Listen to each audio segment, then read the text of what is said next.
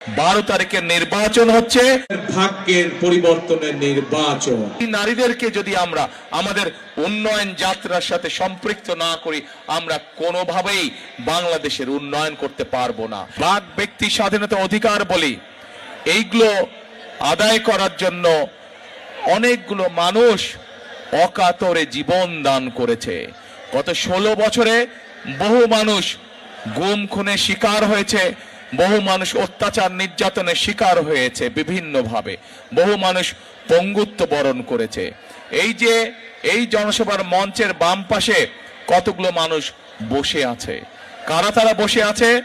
এই মানুষগুলো গত জুলাই আগস্ট মাসে যে গণ অভ্যুত্থান হয়েছে, এই মানুষের স্বজনেরা সেই জুলাই অভ্যুত্থানে তারা শহীদ হয়েছে।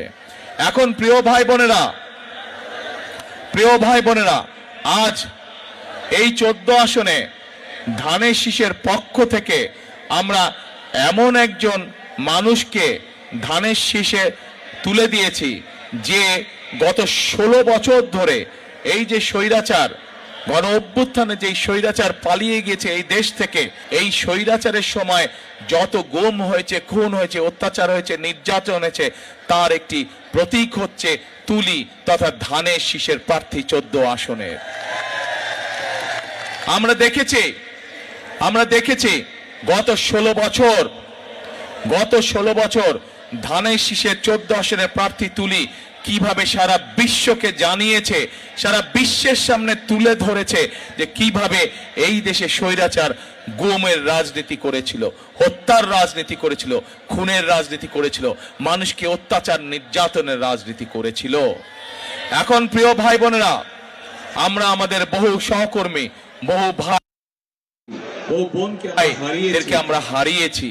বোনকে আমরা হারিয়েছি এই গণতন্ত্রের যে অধিকার, এই অধিকারকে অর্জন করতে গিয়ে। আজকে এখানে জুলাই শহীদদের পরিবাররা উপস্থিত আছে। আজকে এখানে তুলি যে উপস্থিত আছে প্রার্থী হিসাবে, তার নিজের পরিবারের থেকে সদস্য গুম হয়েছে।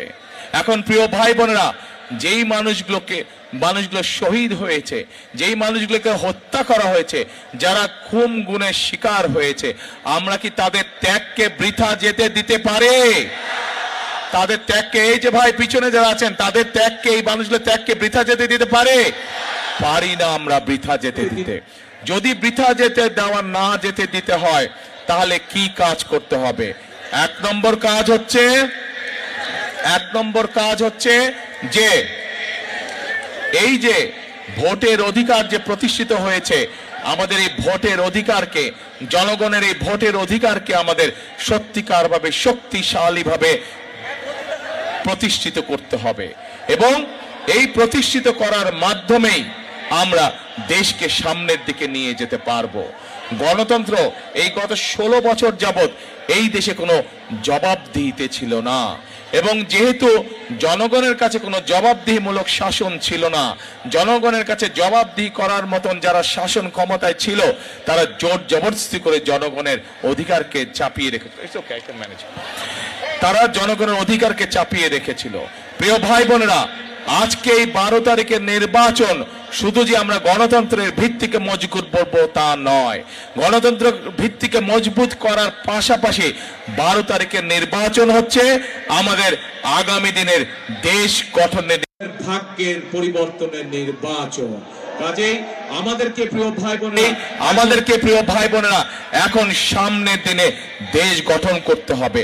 আমরা আন্দোলন করেছি, আমরা সংগ্রাম করেছি, আমরা আমাদের ভোটের রাজনৈতিক অধিকার আমরা আদায় করেছি। এখন প্রিয় ভাই বোনেরা, সেই রাজনৈতিক অধিকারকে প্রতিষ্ঠিত করার মাধ্যমে আমাদেরকে করতে হবে দেশের উন্নয়ন, বাংলাদেশের মানুষের অর্থনৈতিক স্বাধীনতা আমাদেরকে ভিত্তিপ্রস্তর স্থাপন করতে হবে। অর্থনৈতিক স্বাধীনতা দল মত নির্বিশেষে, শ্রেণী পেশা নির্বিশেষে প্রত্যেকটি মানুষ যাতে অর্থনৈতিকভাবে স্বাধীন হতে পারে, আমাদেরকে সেই ব্যবস্থা নিশ্চিত করতে হবে প্রিয় ভাই বোনেরা।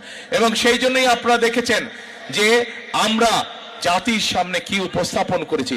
আমরা বলেছি এই দেশের মানুষের অর্ধেক নারী, জনসংখ্যার অর্ধেক হচ্ছে নারী, এবং এই নারীদেরকে যদি আমরা আমাদের উন্নয়ন যাত্রার সাথে সম্পৃক্ত না করি, আমরা কোনোভাবেই বাংলাদেশের উন্নয়ন করতে পারবো না।